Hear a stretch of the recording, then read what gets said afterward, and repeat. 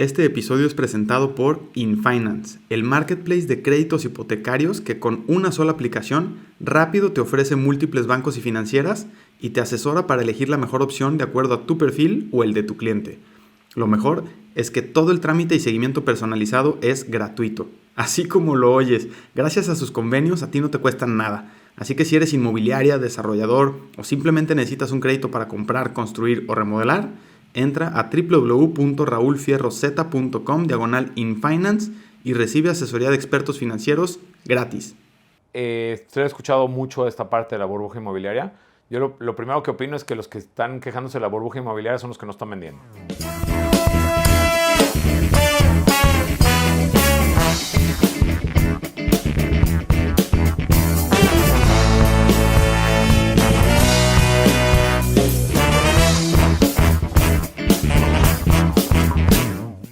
Hola, yo soy Raúl Fierro y te doy la bienvenida a un nuevo episodio de Tierra, el podcast de negocios inmobiliarios. Aquí entrevisto a los líderes del real estate para aprender de su experiencia y encontrar las tácticas que los han hecho exitosos para que tú puedas aplicarlas en tu vida y en tu negocio de bienes raíces.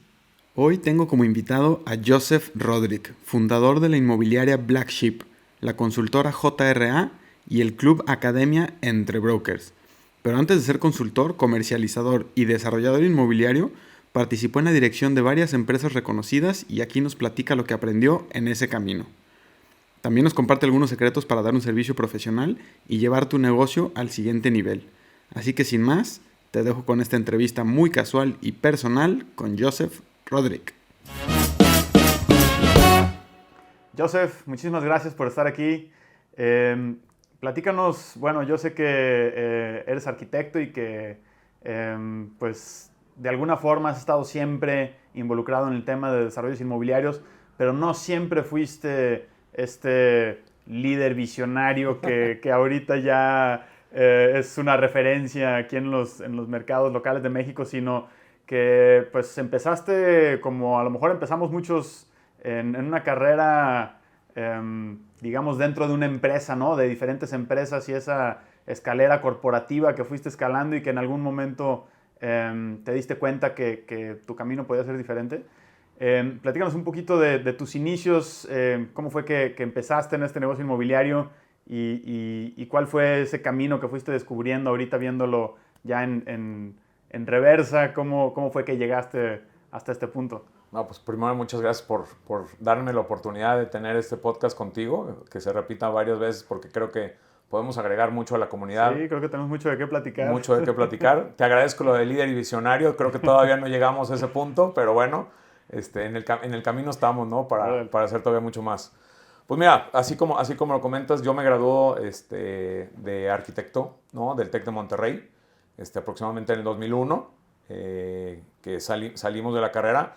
Y bueno, durante la carrera, al inicio, pues era, buscar trabajo para empezar tu vida profesional, ¿no? Evidentemente entras como dibujante en diferentes empresas, luego te vuelves residente de obra y de cierta forma vas escalando y vas viendo qué es lo que te depara el futuro.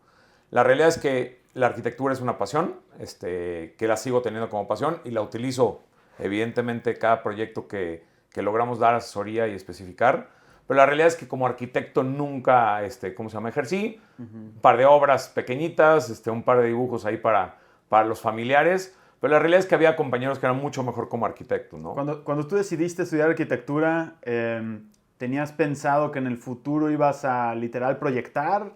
¿O lo estudiaste como una carrera que iba más o menos por el camino que tú querías, pero no era exactamente? Exactamente. Es como lo comentas en la segunda forma, ¿no?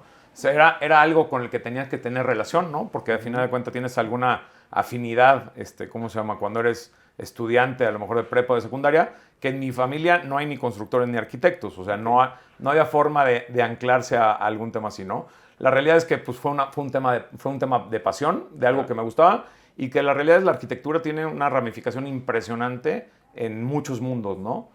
Puede ser desde diseño de interiores, muebles, que me encantaba. En alguna parte de mi época diseñé muebles. Órale.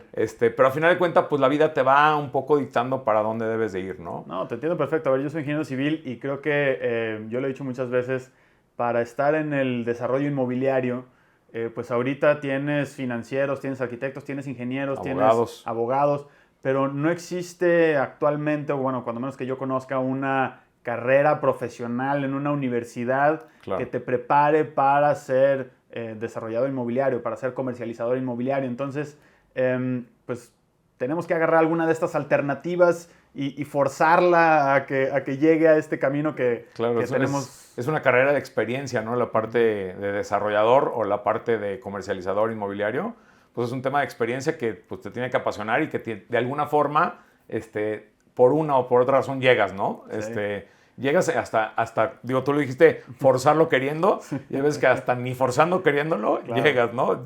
Llegas, ¿cómo se llama? De rebote. Sí. Pues bueno, después más o menos en el 2001, ¿cómo se llama? Pues sales al mundo real, laboral, ahora sí. A los golpes. Y empecé trabajando en empresas desarrolladoras muy grandes, ¿no? Nacionales, de vivienda de interés social e interés medio. Estuve 4 o 5 años trabajando con Consorcio ARA, ¿no? Que es una empresa que tiene su base en la Ciudad de México. Evidentemente tiene una expansión en muchos estados de la República. Después, tuve la oportunidad de estar un par de años en Geo Jalisco, donde también pues, con varios desarrollos, ya más a nivel residencial. Y los últimos 9 años, de esa carrera que tienes que entrar a una empresa, yo siempre he recomendado a muchos estudiantes, que incluso tuvimos un foro hace un par de meses en el TEC de Monterrey, que decían los estudiantes, bueno, ¿y cómo empiezo, no? ¿Para dónde voy? El mejor ejercicio que yo siempre recomendaré, dedícale los primeros 10 años de vida, ¿no? A una empresa. ¿Para qué? Pues para que aprendas, ¿no? Porque salir creyendo que sabes, pero lo que te enfrenta la vida fiscal, financiera, contractual, vas a estar con muchos abogados y con muchos contadores y fiscalistas a lo largo de tu vida. Eso te lo puede enseñar una empresa, ¿no? Y al final de cuentas, esa estructura que aprendes tú en una empresa, pues es muy difícil llegar a ella por medios propios, ¿no? Es correcto. Esa empresa que ahorita ya tiene una estructura hecha que sí, a lo mejor es burocrática, pero les ha tomado décadas a lo mejor llegar ahí. Claro. Y el que tú aprendas esa estructura ya formada, pues es un gran avance para cuando tú quieras. Pues es la siguiente carrera, ¿no? Cuando tú terminas de estudiar tu carrera, la siguiente carrera, pues digo, carrera de vida, pero la carrera profesional, el aprendizaje que te da poderte involucrar en una empresa, no importa incluso en qué puesto, ¿no? Es que ese es un tema que hay que quitarle el miedo al puesto. No puedes entrar a una empresa siendo el director general de la empresa, pues a lo mejor vas a empezar, arreglando el archivo, ¿no? Pero pues después de un determinado tiempo ya sabes arreglar un archivo y ya sabes cómo encontrar el archivo, ¿no? Claro. Y así vas subiendo como auxiliar, como gerente de área, como gerente de zona, como director de operaciones, como director de área. Y esa es la carrera que mucha gente hace hasta obtener direcciones generales a nivel nacional. Pero creo que es un tema de satisfacción, evidentemente, para el que elija tener esa carrera, aprender, ¿no? Porque vas a aprender muchas cosas que no te lo dan las universidades hoy en día. En tu camino en específico, sé que seguiste esa escalera corporativa, la podemos llamar, hasta cierto punto, ¿no? Claro. ¿Y cuál fue ese punto en el que, sé que ya estabas cercano a tu crisis de los 40 y algo, pues no sé, ¿qué notabas tú que te faltaba? ¿Cuál era esa espinita que no te podías quitar de decir, a ver, sí está muy bien aquí, sí me va muy bien, sí tengo estabilidad, sí tengo toda esta parte asegurada, pero hay algo más allá? ¿Qué era eso que te llamaba? No, pues le diste al clavo, ¿no? Muchas cosas, ¿no? Evidentemente. Como hablábamos, el sueldo es un tema muy satisfactorio. El cual lo recibes 2 veces al mes, ¿no? El día 15 y el día 30 son los días felices, pase lo que pase. Se venda o no se venda, se construya o no se construya, ¿no?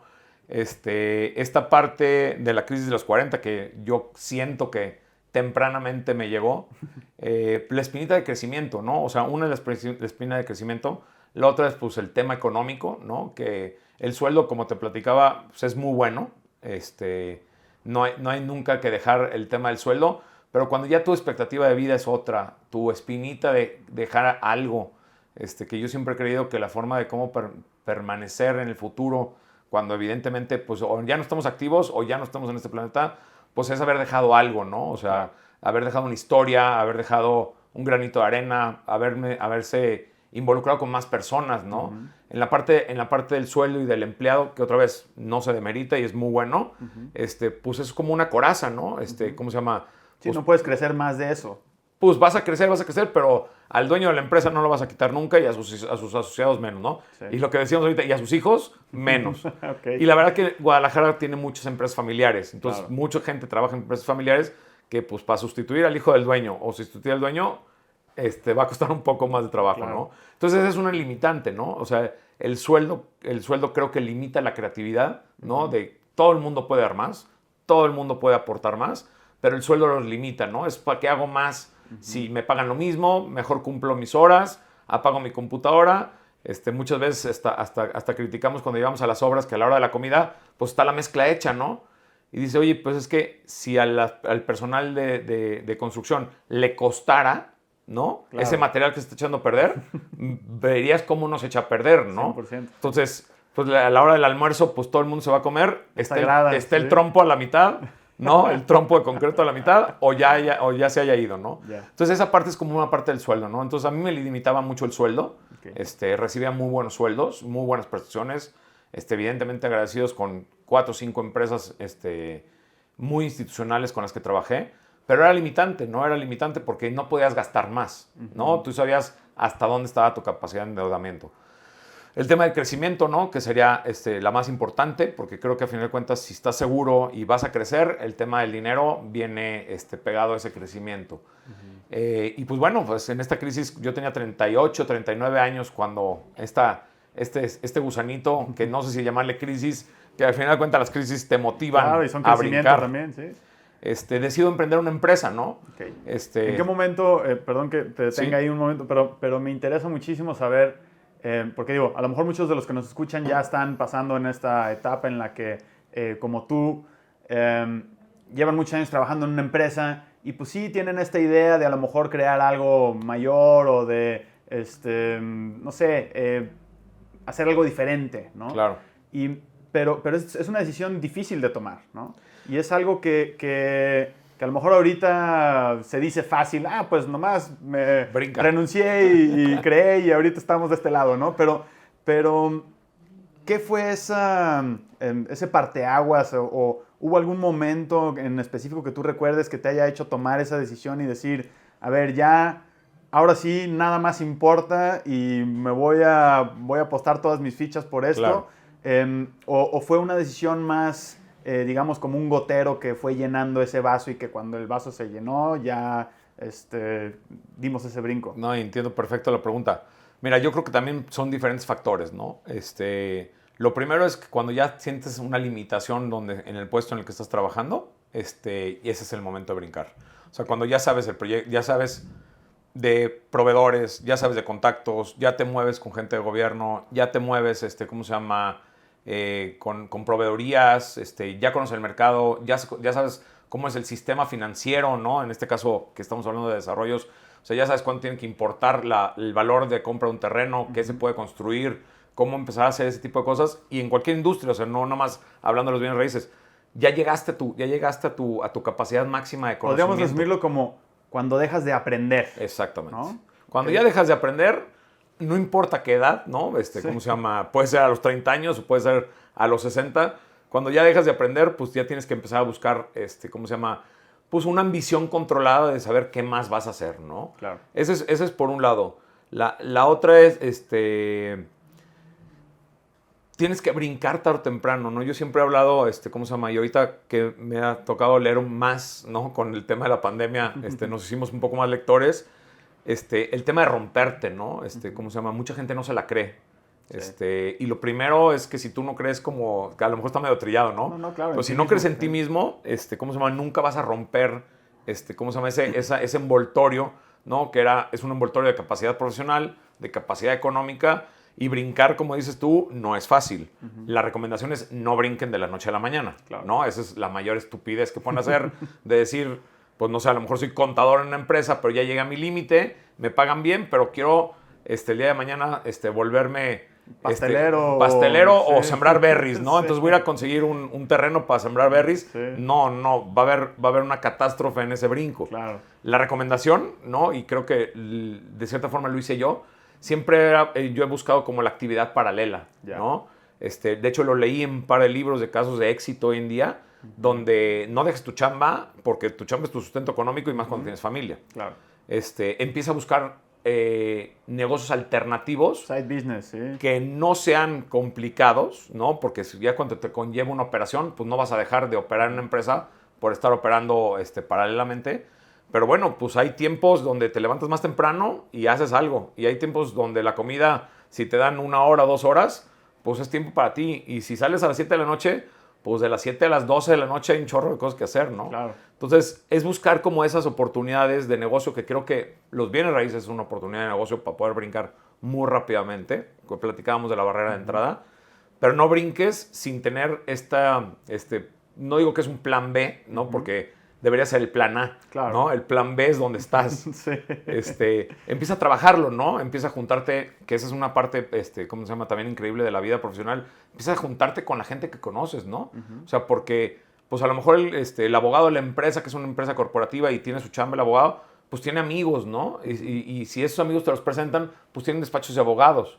Bueno, por ejemplo, por así decir, ya tienes un abogado, ¿no? Claro. Y el contador, pues conoce a otros contadores que tienen despachos externos. Oye, pues pregúntale al abogado de la empresa donde trabajas si no te recomienda un contador. Y ya tienes contador. Claro. Entonces, por ejemplo, ya tienes resuelta tu área de contabilidad y tu área legal, ¿no? Dentro de la misma organización donde trabajas. Dentro de la misma organización. Y no lo estás, o sea, y que dejemos muy claro, ¿no? No es robarle a nadie. Sí. Es moverte para por encontrar sus conexiones, encontrar a otras personas. Claro. Un viejo una vez me dijo, y me encantó, y siempre me acuerdo mucho de él, dice, las oportunidades están en el aire.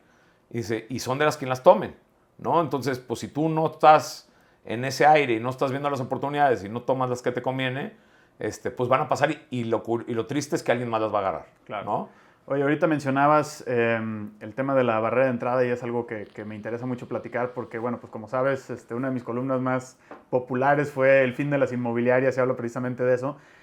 Yo sé que tú empezaste cuando te sales del medio corporativo, digamos, y empiezas tu propia empresa. Es una empresa de comercialización inmobiliaria que se llama Black Sheep y entonces tu meta siempre fue comercializar desarrollos, ¿no? Así es. Y bueno, yo sé que ahorita, lo hablábamos fuera del aire, que afortunada y desafortunadamente, pues la barrera de entrada para crear una inmobiliaria en México es inexistente, ¿no? Iba a decir muy baja, pero en realidad es que no hay barrera de entrada. Y cualquier persona ahorita con su celular puede armar una inmobiliaria en 24 horas, ¿no? Entonces, ¿cuál es el reto al que tú crees que se enfrentaría alguien ahorita que pues tiene esa intención de entrar al medio inmobiliario y que pues evidentemente no le va a costar nada de trabajo crear una inmobiliaria a título personal? Pero ¿cuáles son esos retos iniciales a los que tú te enfrentaste? Me decías que durante 5 años estuviste tocando puertas en desarrollos. ¿Cuáles fueron esos retos iniciales con los que se enfrentó Black Sheep? Pues mira, la Black Sheep la fundamos a finales del 2014 y empezó a operar en el 2015. Se fundó con 8,000 pesos que costó la acta constitutiva, porque siempre hemos creído en ser... Si no empiezas facturando, claro, pues ya no vas a tener nunca una empresa, ¿no? Sí. Entonces, bueno, pues lo primero era poner en orden, ¿cómo se llama? El tema de tener una constitutiva para poder, ¿cómo se llama? Brincar a esta parte de torres y de la formalidad, ¿no? Que creo que debería ser como, un poco regresándonos, debería ser la última materia de tu carrera profesional, sea cual sea, es constitúyete como empresa, factura, ¿no? Sí. Pues paga lo que tengas que pagar y para que empieces una estabilidad realmente que nadie te lo enseña. O sea, esa es la primera barrera de entrada, es que nadie te enseña en la universidad a cómo hacer una empresa, ¿no? Cómo tener un logotipo, un manual de identidad, cómo pagar impuestos, qué es el seguro social, pues qué son los impuestos también, ¿no? Eso salimos totalmente borrados, que esa es una de las cosas que yo siempre que platico con gente de universidades. Oigan, enséñenle a los jóvenes cómo hacer una empresa, porque les están enseñando a ser empleados, claro, ¿no?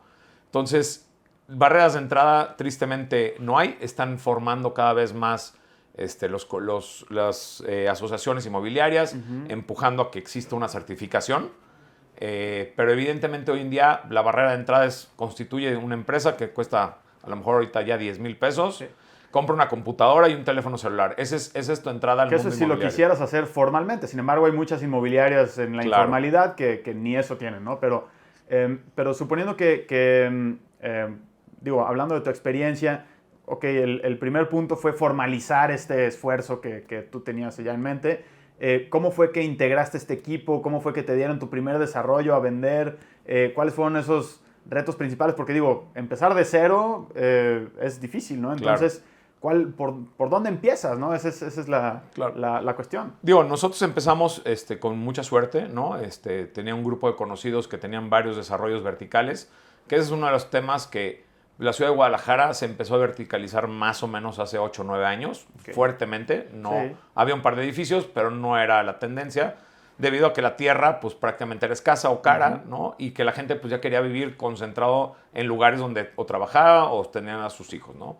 Es tendencia mundial que todas las ciudades en el mundo se comportan de esa forma. Simplemente a Guadalajara le llegó en esa época. En esa época. Oportunidad de negocio que vimos que las torres era para donde iba el mercado inmobiliario.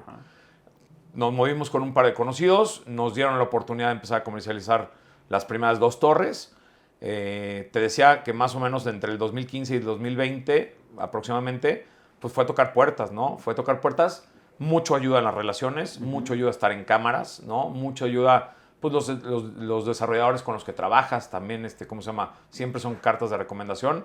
Y la realidad es que fueron 5 años de estar tocando puertas y de empezar a ofrecer otros servicios que no fueran de inmobiliario, ¿no? Esta parte donde tú comentas de tu artículo, el fin de las inmobiliarias, claro, de muchas sí lo va a hacer, de muchas, pero estamos hablando de muchas.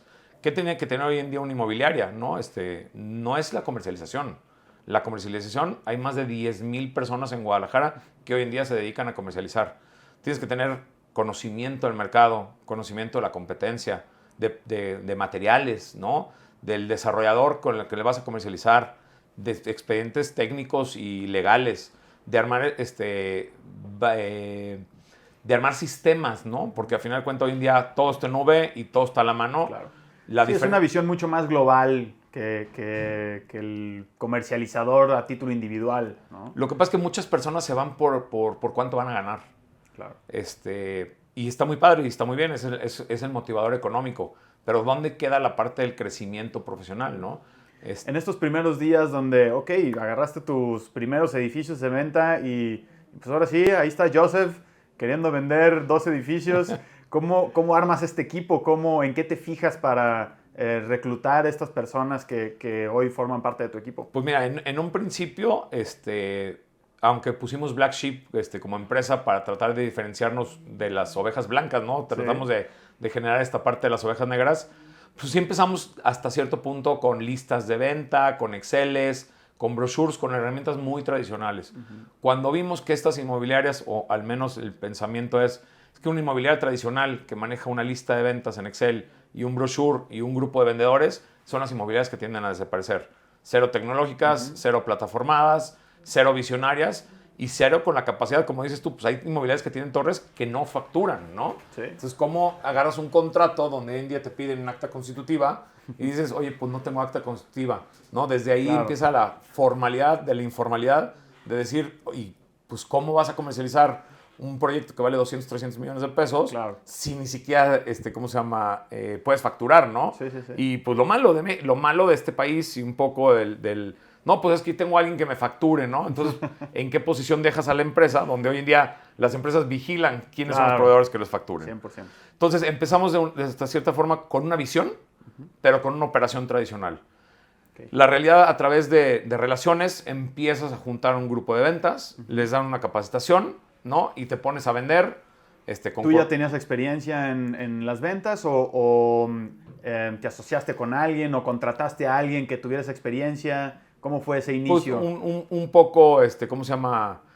Un poco el sentimiento natural de todos de empezar a explorar. De cierta forma, en la experiencia que tuvimos, el tiempo que estuvimos trabajando para empresas, siempre había un área de ventas, siempre había un área de mercadotecnia y todo el resto de las áreas de una empresa. Y a mí me tocó dirigir varias de esas empresas donde, pues bueno, más bien el único que genera ingresos es el área de ventas, ¿no? Claro. Todos los otros generan egresos, pero las áreas de ventas generan ingresos.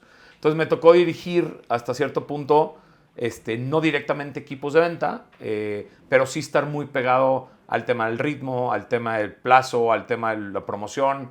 Entonces, con todo esto, un poco con el tema de la experiencia, aunque no directamente vendiendo, pues empezamos a armar esta parte del equipo, ¿no? Ya. Y al final de cuentas, lo que te decía es juntarse con personas que ya saben.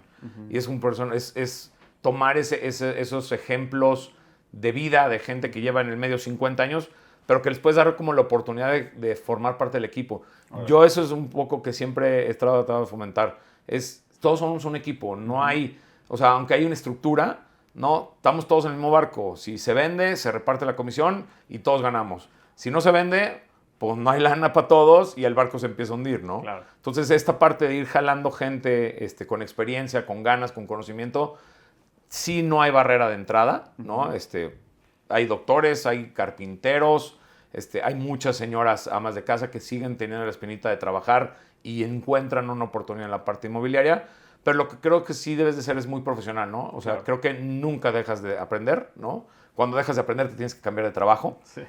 O hacer ya lo tuyo. Y es este motivador, ¿no? Es este motivador de juntar, siempre nos juntamos con cada vez más personas. Hoy en día tenemos una plataforma, que ese es un poco lo que evita el riesgo a morir, ¿no? Okay. Tienes que tener una inmobiliaria que se mueva digitalmente, ¿no? Que se mueva digitalmente no en publicaciones, en las plataformas sino a nivel interno. Sí, a nivel interno, ¿no? Claro. Entonces, hoy en día es muy bueno porque tenemos una plataforma que la gente puede ver en línea y que puede subir propiedades y que puede ver propiedades nuevas en línea, ¿no? Órale.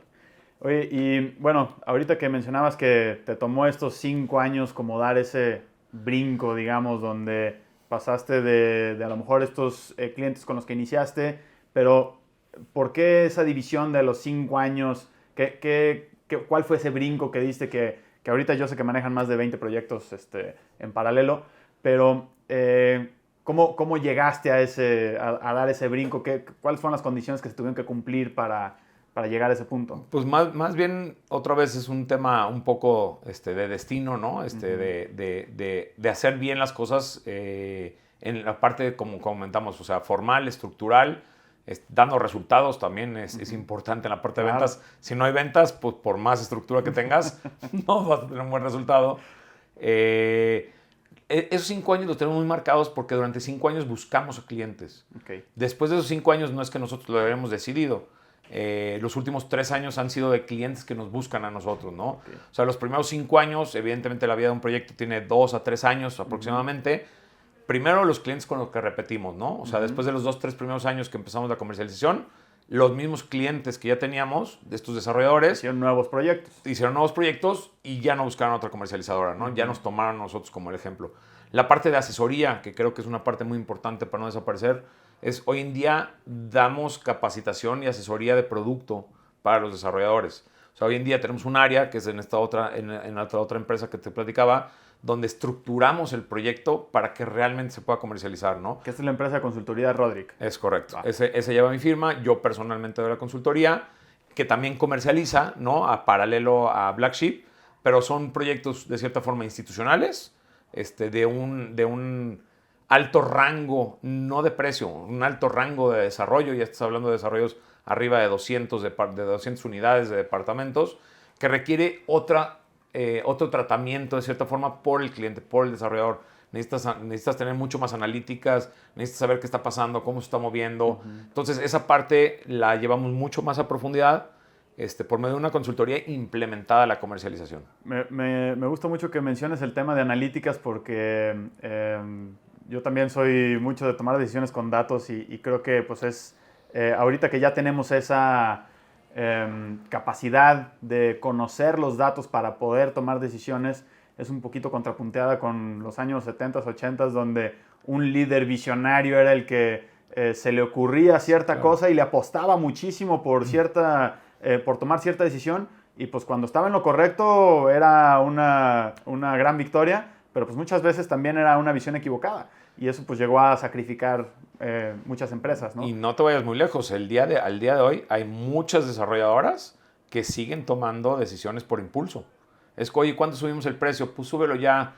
Oye, pues en enero suben los materiales, sube el precio. Oye, esta política, pues es la misma política de mi competencia. O sea, no hacen un análisis mucho más a profundidad y creemos que nosotros es un poco lo que hacemos el cambio, ¿no? Claro. O sea, no nada más es la venta, ¿no? Porque la venta, como les digo, es, pues pon unas banderitas, una mesita, ¿cómo se llama?, fuera de tu desarrollo y probablemente vas a vender.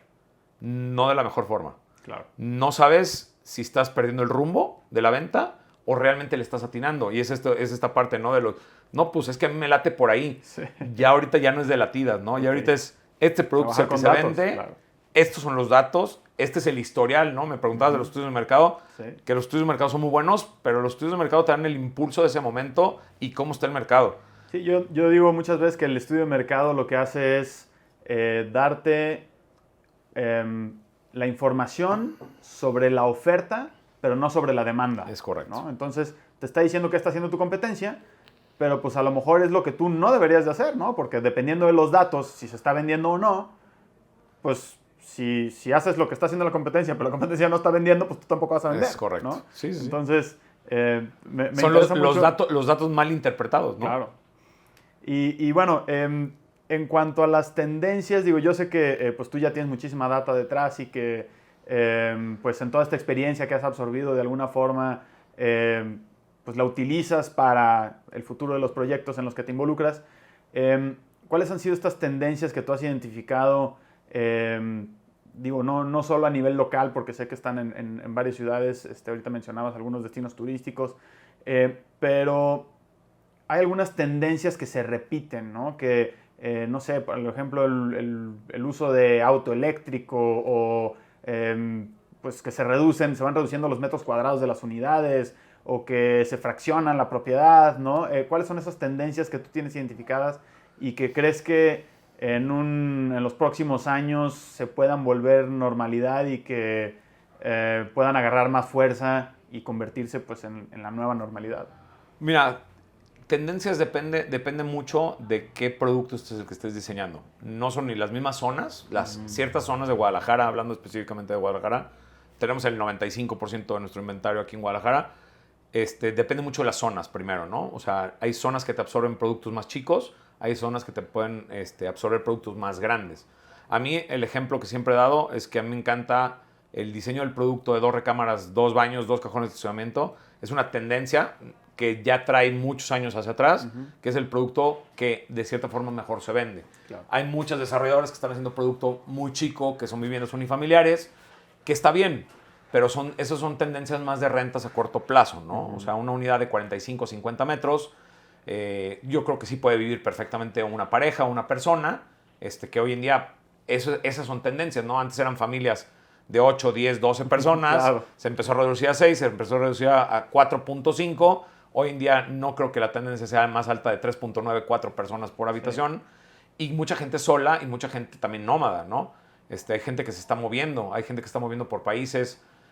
La pandemia todavía vino a ¿cómo se llama?, a fomentar más, ¿cómo se llama?, las tendencias que ya venían, ¿no? O claro, sea, simplemente las aceleró. Tú ves, por ejemplo, yo creo que México es como 30 o 40 años atrás de lo que Estados Unidos tiene como tendencias, y la realidad es que es nuestro vecino y hay que seguirlas. Claro. Pero tú te vas a la ciudad de Nueva York y ves un departamento perfectamente bien ubicado en Manhattan, enfrente de Central Park, y es un departamento de 45 metros cuadrados, ¿no? Entonces, hoy en día todavía mucha gente de creencia en Guadalajara dice, ¿cómo es posible que alguien viva en 45 metros cuadrados? Ya viene. Allá tienen 40 años viviendo así. Allá tienen viviendo todo el tiempo así. Pero ¿qué tienen? Pues temas que nos hacen falta, ¿no? Transporte público, claro. Que pues tú puedes ser, ¿cómo se llama?, director o gerente del banco y no tienes coche, ¿no?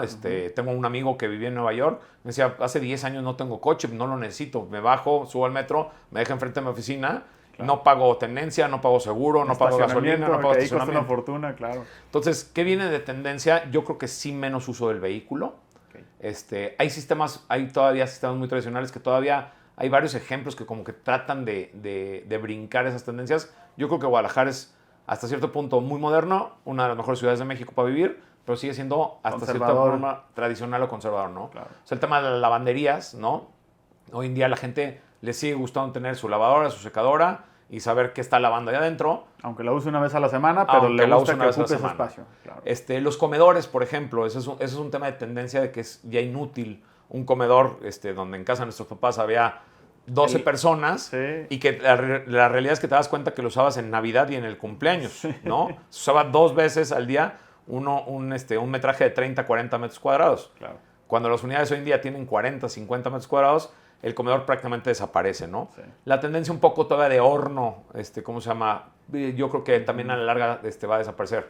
Hoy en día... Sí, yo creo que inclusive la cocina como tal, es decir, el espacio que tenemos destinado a la cocina ahorita, que en las casas, sobre todo a nivel residencial, Sí, claro. tiene una importancia grande, lleva un gran porcentaje de la obra, se invierte en la cocina, por todo el equipo que involucra, el espacio, etcétera.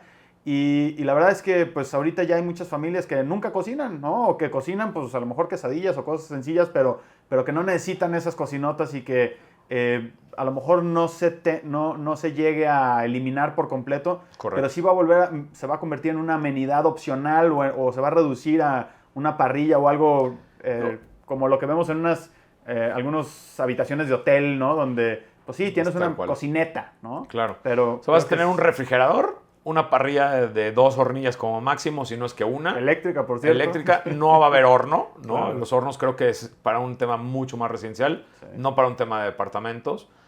Y básicamente, ¿no? La cocina creo que está reduciéndose de tamaño, aunque para los espacios que se están manejando ahorita las cocinas son abiertas. Entonces ya es un accesorio de la sala, comedor, Claro. o no hay comedor y es realmente sala y tu cocina es el comedor. Sí tendemos mucho los tapatíos a hacer las reuniones en la cocina. Sí. O sea, las reuniones, por más bonita sala que tengas y más bonita terraza que tengas, todos acaban en la la cocina. Comida y la bebida, claro. Entonces, ¿qué es lo que hacemos hoy en día? Pues cocinas abiertas, con barras lo más amplias posibles. Probablemente, como dices tú, con menos equipos. Pero al final de cuentas, pues tienes un espacio, ¿no? Right. No creo que terminen de desaparecer. Hay por ahí pocos ejemplos de cocinas comunes, ¿no? Como una especie de coworking, pero de cocina, donde Sí. cada quien tiene un espacio en el refrigerador y cada quien lava sus cubiertos y sus platos. Y como dices tú, pues es para hacer la quesadilla o para hacer el sándwich. Ya no es para hacer el pavo para 20 personas Claro. en Navidad, ¿no? Sí. Que incluso otra vez, toda esta parte que es bien padre porque si tú combinas lo que está pasando en la parte arquitectónica de las unidades, está influenciada por todo lo que está pasando a nivel, ¿cómo se llama? De todo el comercio electrónico, incluso social y del comercio electrónico. O sea, hoy en día, pues digo, no he visto todavía un pavo en Uber Eats, pero no dudo que para Navidad a alguien se le vaya a ocurrir la idea y va a vender pavos. Entonces, ¿ya para qué te pones 4 o 5 horas a cocinar? ¿Cómo se llama? Pues ya tienes el pavo hecho, lo pediste 100%. y te llega, ¿no? Y esto llevado en el día a día también es muy común que la gente, pues, a ver, en lugar de dedicarle 2 o 3 horas a cocinar en la mañana para cuando lleguen todos a comer, pues está mucho más sencillo pedir en las aplicaciones y vámonos, ¿no? Y no tienes que pedir McDonald's, o sea, puedes pedir comida perfectamente Correcto. saludable y casera, que te llegue en ese momento, ¿no? Así Entonces, es. en ese sentido, pues la cocina también se reduce. ¿Qué otra tendencia identificas tú? Es decir, imagínate que ahorita, yo sé que aparte de Roderick y de Black Sheep, estás involucrado en algunos desarrollos inmobiliarios. ¿Cuál crees tú que sería así como la salsa secreta para el éxito de un desarrollo inmobiliario? No, bueno, pues ahora sí que me lo pusiste en bandeja. Uno de los proyectos que estamos construyendo, que es una especie de proyecto, digamos, patrimonial. El patrimonio no es que estemos solos involucrados nosotros, sino que estamos involucrando más personas. Es el tema de los pools de renta, Okay. ¿no? Así con esta tendencia de lo que estamos platicando, de la gente que está cambiando de ciudades, estudiantes que vienen por temporadas a estudiar, yo creo que el tema, y lo vimos en Estados Unidos hace ya 8 o 10 años, no es un tema que estamos inventando, Claro. ni que es nuevo. El conformar una especie de consorcio, ¿no? Donde involucras a accionistas dentro de un fideicomiso, donde compran tickets de inversión, no compran la unidad, están comprando una participación del edificio, que es nuestro pool de rentas, que creemos fielmente en que la tendencia inmobiliaria, o gran parte de la tendencia inmobiliaria, va a empezar a evolucionar ese tipo de ¿cómo se llama?, de negocios, Claro. ¿no? Al final de Donde cuentas, el ticket suele ser más accesible Es y correcto. que además no estás atado a una unidad en específico que si se renta ganas y si no se renta es no correcto, ganas, ¿no? es correcto. Bueno, pues ahora sí que me robaste las palabras. ¿Qué es lo que tienes? Una participación, por ejemplo, en el caso de Suites del Carmen, es una participación de un ticket, ¿no? De 100 tickets que se están comercializando, donde te involucras primero como dueño, ¿no? Eres socio accionista de un negocio que se va a poner en marcha más o menos en un año que terminamos la construcción. Y eso que acabas de decir, que es lo segundo, ¿no? No dependes de una sola unidad. Cuando compras un departamento es muy bueno. Tienes posesión, tienes escritura, dependes tú del ingreso de una sola propiedad y probablemente tú lo administras. ¿Para dónde va la tendencia? Que es lo que estás preguntando, es ¿para dónde vamos? ¿No? Oye, vamos en el sistema tradicional de comprar un departamento, de que me lo escrituren, de que yo lo suba en la plataforma. Sí, es un buen negocio, lo puedes administrar tú y sigue siendo un tema de cierta forma tradicional de rentas, ¿no? ¿Qué es lo que nos tiene a futuro? El no tener, ¿no? Yo siempre creé como una idea de cómo le haces para no tener teniendo, ¿no? Claro. Entonces, ¿qué es el no tener teniéndolo? Y vámonos a un tema que nosotros lo vivimos por la generación en la que estamos, el software, ¿no? O sea, anteriormente, ¿qué hacías? Ibas y comprabas, ¿cómo se llama? El paquete de Office, te entregaban una caja, te entregaban un CD, un manual de instalación y lo instalábamos. Hoy en día nuestros hijos, ¿cómo adquieren el software? Se meten en App Store, ponen su contraseña, descargan el software y ya lo tienen, ¿no? Es un poco como y es pagar una suscripción en lugar de comprar el software completo. Es correcto. Pagas una suscripción, se vuelve más barato y cuando decides no utilizarlo, pues lo dejas de utilizar, ¿no? Claro. Yo creo que esta parte de la analogía del software, ¿no? Y de muchas otras cosas, la música, ¿no? ¿Cómo se llama? Yo todavía tengo amigos que coleccionan CDs, donde ya un CD, ¿dónde lo metes, no? O sea, ya no lo puedes meter en una computadora, ya no lo puedes meter en un coche. Oye, pues hoy en día, por Spotify, ¿no? 115 pesos al mes, tienes tu suscripción y tienes la música ilimitada. No tienes que ir a comprar un CD a una tienda, ¿no? ¿Qué es lo que pasa con el pool de rentas? Es exactamente lo mismo. Tú estás invirtiendo en un inmueble donde compras una participación, tienes un derecho de fideicomiso, no tienes una escritura y no lo vas a rentar a tu gusto y a tu forma. Lo va a rentar una empresa a través de una homologación de criterios como la decoración, el tipo de departamento y el valor de las rentas. O sea, tristemente, que yo me he dado cuenta, muchos de los desarrollos que hemos comercializado, te da la vuelta después de un par de meses de haber terminado el edificio y uno renta en 18, otro renta en 17, otro renta en 20, ¿no? Sí, ¿qué pasa cuando eres institucional? Pues todo renta en 17. Claro, sí. Entonces, ¿qué es lo que pasa? Vamos para arriba. En vez de jalarnos como actores independientes de este pool, ¿no? Que mucha gente me ha dicho que ha entrado al pool, oye, yo quiero que me escritures y qué unidad me va a tocar, ¿no? Si es que no te va a tocar una unidad, te va a tocar una participación. Claro. Oye, pero ¿y qué voy a recibir? Vas a recibir la renta de todo, ¿no? Y en vez de que tú estés, como les digo, limpiando cuartos, recibiendo llamadas, recibiendo al huésped, pues ese ente va a operar para ti, ¿no? Right. Entonces te vuelves, en vez de un casero, te vuelves en un inversionista, claro, ¿no? Entonces es una tendencia que ya están apareciendo. Creo que hay 5 pools de renta en Guadalajara. Que, hablando de temas de estancias cortas. Pues es que ese es lo curioso. Puede ser también estancias largas. Sí, totalmente. Al tener, cuando tú tienes un solo departamento, pues lo puedes rentar de una sola forma. Sí. O tienes un inquilino que te va a rentar a largo plazo, o tienes inquilinos que te están rentando en cortos plazos. Cuando tú tienes la capacidad de rentar 60 unidades, te vas de acuerdo a cómo se mueve el mercado. Claro. Si un año se te rentó el 80% en estancias largas, perfecto. Pues ya está estable, te están rentando. Oye, pero el siguiente año se cambió a estancias cortas, o el siguiente año se rentó a estancias medianas, que también hoy en día existe. Claro. Y aparte hay una falta de producto de renta de corta estancia, no de corta estancia, perdón, de mediana estancia. ¿Qué mediana es? Un mes. Un mes, ok. Un mes, ¿no? O sea, como lo que tenemos categorizado es que si tú rentas menos de un mes, pues es una renta por corta noche, ¿no? Por corta. Que puede ser un hotel, que la desventaja, pues que no tiene la cocina, claro, ¿no? Que en el caso del que estamos haciendo nosotros. Y que el precio es más alto también. Y el precio es más alto, ¿no? Estancias medianas, ¿no? Que puede ser de 1 a 2 a 3 meses. Incluso estancias largas hoy en día las podemos determinar arriba de 4 a 6 meses, claro, para adelante. ¿Qué te resuelven? No tienes que hacer contrato de luz, no tienes que hacer contrato de gas, no tienes que hacer contrato de internet. Ya llegas y está puesto, ¿no? Oye, que te corrieron de tu casa, ¿cómo se llama? Pues entre que se ponen de acuerdo quién se lleva el perro, por ejemplo, tienes un lugar de estancia, ¿no? Te digo, jóvenes que están buscando estancias de 1 o 2 meses, incluso ya hasta tenemos un hotel en Mérida, que nos habló una empresa de Sudamérica, y dice, es que tenemos, ¿cómo se llama? Turismo corporativo. Dije, caray, nunca lo había escuchado. Le dije, oye, me encanta, platícame. Pues mira, nuestra página se dedica a tener turismo corporativo. ¿Pero qué es el turismo corporativo? El turismo corporativo es que tú te inscribes a planes donde te dicen, este mes vamos a estar en Berlín, este mes vamos a estar, ¿cómo se llama? En Mérida. En Cali, este mes vamos a estar en Mérida, este mes vamos a estar... Entonces tú te inscribes, pagas el paquete y te meten a una estancia mediana de un mes donde puedes estar, trabajas en línea.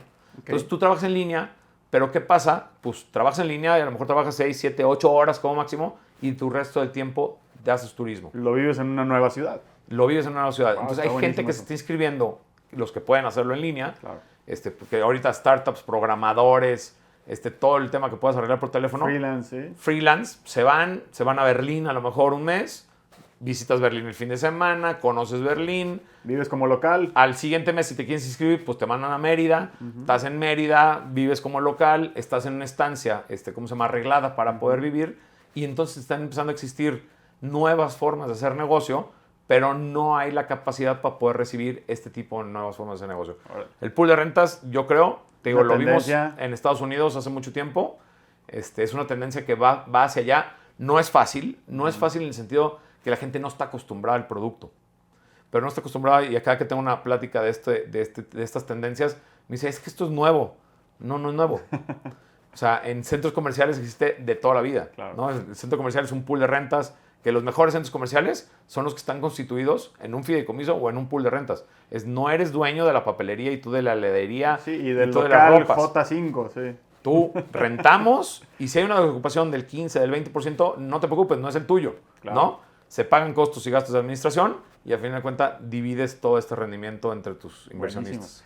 En el ámbito residencial y viendo que estás muy involucrado en esta área sobre todo, ¿no? Que entiendo que es la que más manejas, yo escucho mucho cierta preocupación, sobre todo de gente que está ajena al medio inmobiliario, que hablan de una burbuja, ¿no? Que dicen, es que no es posible que los precios están tan altos, o sea, ya con los sueldos del día de hoy no se puede comprar una propiedad. Y digo, de cierta forma tienen razón y es cierto que la paridad entre sueldos y poder adquisitivo ha disminuido en las últimas décadas.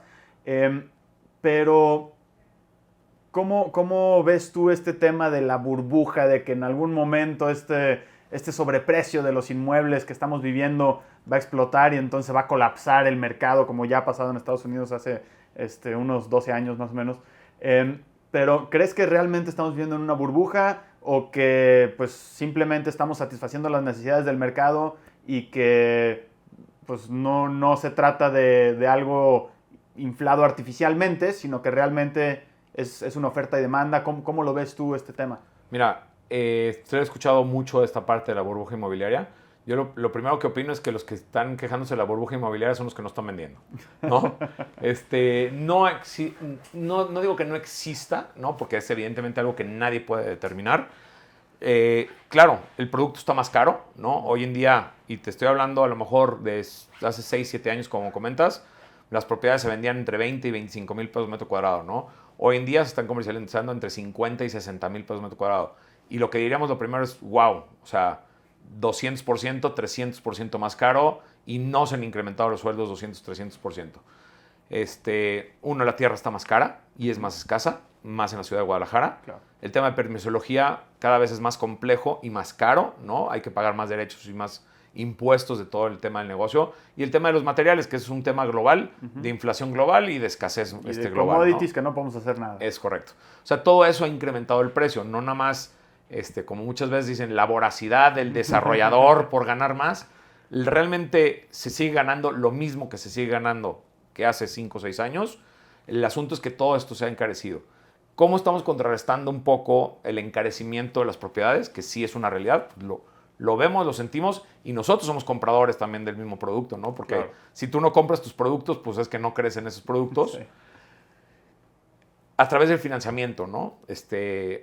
Acabamos de tener una conferencia la semana pasada, ¿no? En un summit que se hizo en Guadalajara, donde es increíble cómo ha crecido la parte media residencial en temas de créditos, ¿no?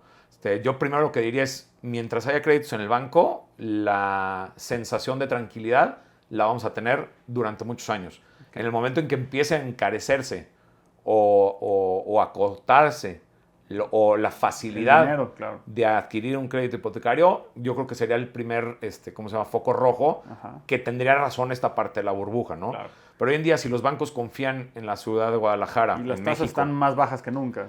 Sí, se mueve, baja, sube, ¿no? En los años pasados tuvimos 4 bajas de tasa, que este año creo que hemos tenido 1 o 2 incrementos, pero sigue siendo un dinero accesible, ¿no? Sí. Pero me voy un poco más a cómo contrarrestarlo contra la comercialización, un producto que de cierta forma se ha encarecido.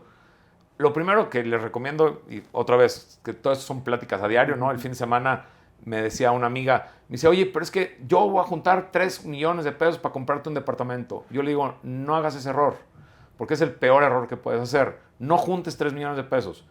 Ten un empleo estable o un negocio estable, un ingreso estable, y aviéntate con un enganche y aviéntate con mensualidades y al final de cuentas, después de que el producto 12 o 24 meses se haya concluido, sacas un crédito, ¿no? Nunca vamos a tener, creo, en México una tasa, ¿cómo se llama? Variable. Al revés, ¿no? No, al revés. Una tasa invertida, ¿no? Una tasa invertida en el sentido es, tú por una propiedad tradicional puedes tener más o menos un rendimiento entre 4, 5, 6% si la logras rentar muy bien, ese activo, ¿no? Ya. Contra un crédito que a lo mejor está en el 12%, pues nunca el crédito solo va a pagar, ¿cómo se llama? Perdón, nunca la renta va a pagar solo el crédito. Okay. ¿Qué es lo que tienes que hacer? Buscar oportunidades, que creo que, por ejemplo, nosotros nos involucramos mucho en hacer sensible al desarrollador, ¿no?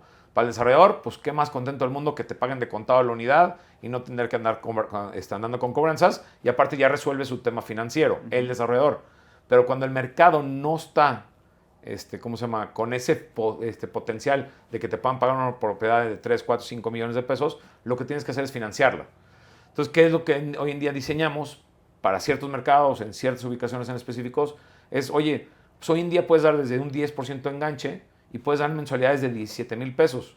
Claro, pues vamos ya a una gran masa, ¿no? Claro. En vez de pedirte 3 millones de pesos, que acortarías la masa de compra, pues ahora te vas a una gran masa donde si ya estás ganando entre los 40 y 50 mil pesos, ya tienes 300 mil pesos ahorrados, das ese enganche de 300 mil pesos, vas pagando esta mensualidad de 17, 18 mil pesos al mes, al final de cuentas, al término del negocio ya pagaste el 30% de tu departamento. Ya te pusiste como el tema de ahorrar, ¿no? Que es un tema también muy trillado, que el mexicano no sabe ahorrar de la manera, ¿cómo se llama? Correcta. Claro. Es un sistema de ahorro, o sea, los bienes raíces es, te avientas con 200, 300 mil pesos, le empiezas a poner 15, 16, 17 mil pesos al mes, ¿no? Viene tu aguinaldo, pues le adelantas, y al final de cuentas ya pagaste el 70% de la unidad. ¿Qué es lo que queda? Tener un historial crediticio, ¿no? Para poder sacar el financiamiento de los otros 2 millones de pesos probablemente que te hagan falta. Claro. Pero esos 2 millones de pesos ya te van a dar una tasa mensual de 20 mil pesos al mes de pago. Sí.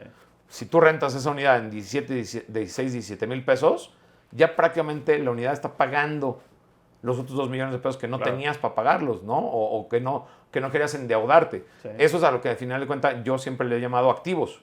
O sea, ¿qué es un activo? Porque aparte estás generando plusvalía y estás haciendo que el crédito prácticamente se pueda llegar a pagar directamente con la renta, ¿no? Sí. Entonces, esta parte de disminuir esa burbuja es, oye, ¿sí tenemos precios altos hoy? Sí, esa es una realidad.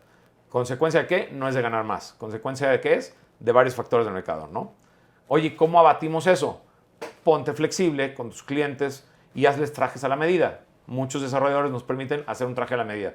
Oye, yo puedo pagar 500 mil pesos cada 6 meses. Oye, pues tienes ganas, tienes la capacidad, puedes, vente. No tengo la política, pero te la adapto, ¿no? ¿Qué porcentaje crees tú que, hablando de estas preventas, pues hay diferentes planes de financiamiento? Algunos, como tú bien dices, pues son el inversionista que llega al principio y paga el 90% y nos vamos contra escritura a lo que falta, ¿no? Hay estas posibilidades de ir pagando mensualidades y un cierto financiamiento directo, lo podríamos llamar. En tu experiencia, ¿qué porcentaje del edificio o del desarrollo se comercializa en estas diferentes áreas? Es decir, ¿qué porcentaje se va al inversionista que paga casi todo por adelantado? ¿Qué porcentaje es el usuario final o el inversionista, digamos, con su ingreso fijo que tiene este plan de pago? ¿Y cuál sería el último porcentaje, que sería, pues ahora sí que ya como venta más en forma al final del desarrollo, donde se paga ya un esquema más tradicional? ¿Tienes alguna métrica que nos puedas compartir de eso? Claro. En Guadalajara, más que en otras plazas que estamos comercializando, es altísimo. O sea, es 95% se van por planes de financiamiento. Solo el 5% del mercado hoy en día entra con contados más agresivos, ¿no? ¿Por qué ese 5%? Porque buscan precio, ¿no? Ellos no les interesa el financiamiento, tienen el capital y te dicen, yo te pago 90%, que es más o menos el plan 90-10, ¿no? 90 enganche, 10 contra escritura, y ellos llegan y te pagan de contado, pero es un 5% del mercado. Okay. ¿Qué pasa hacia el otro lado? Pues tenemos, por lo general, pues 3 o 4 planes de financiamientos adicionales, ¿no? El mercado de Guadalajara, por el encarecimiento de las propiedades, se tiende mucho más a dar enganches más bajos, con, de cierta forma, mensualidades más cómodas. Okay.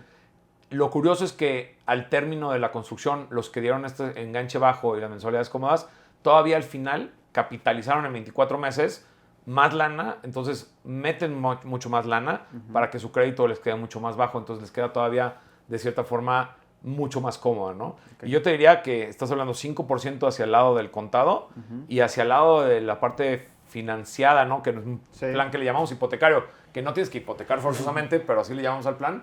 Sí se tiende entre un 50 y un 55% del mercado.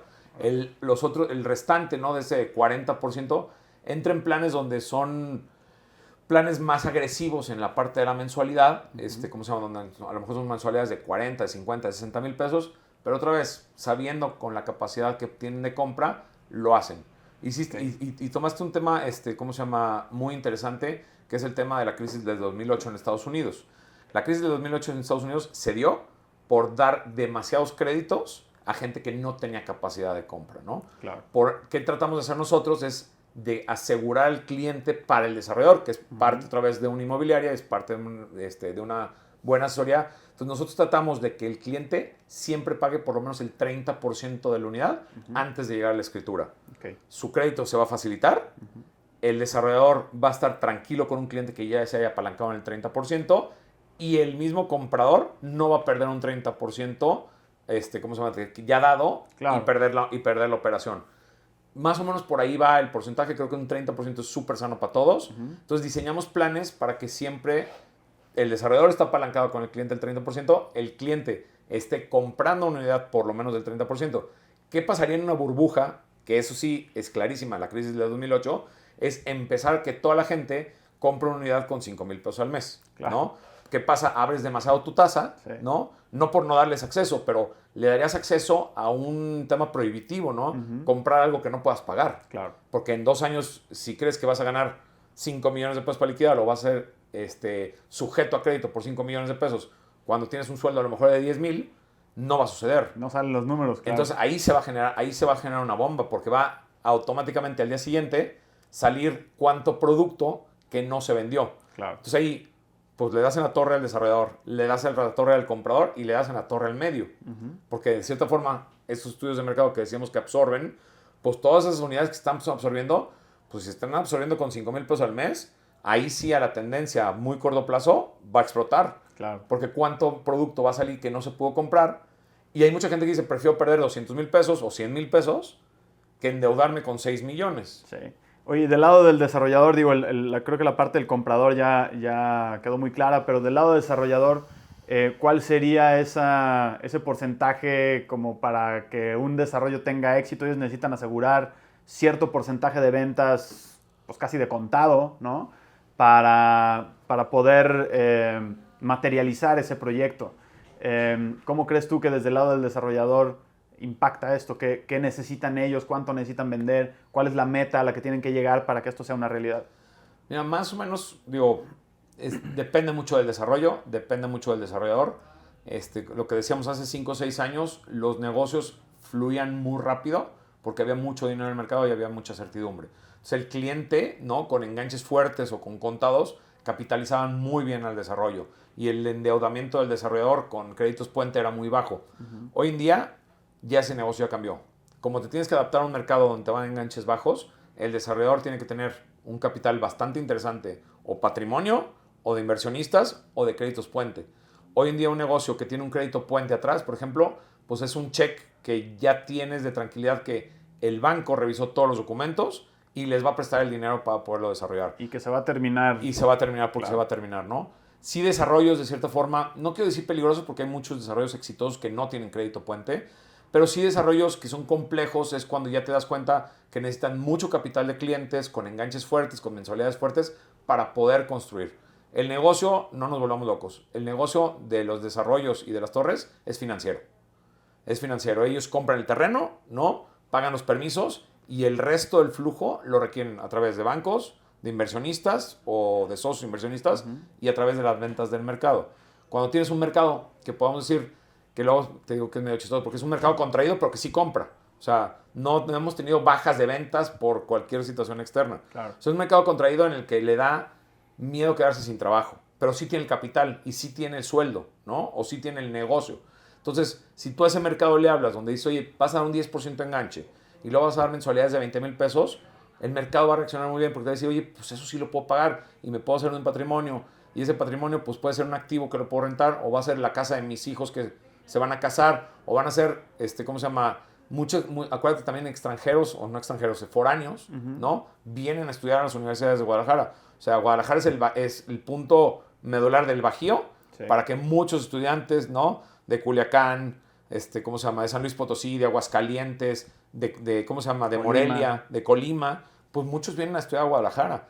¿Qué pasa si esas personas, que está bien que renten, ¿no? Pues al final de cuentas, otra vez, el que compró, pues esa persona se lo está rentando. Claro. Pero ¿qué pasa si esa persona compra la unidad 2 años antes de que se venga su hijo a estudiar a Guadalajara?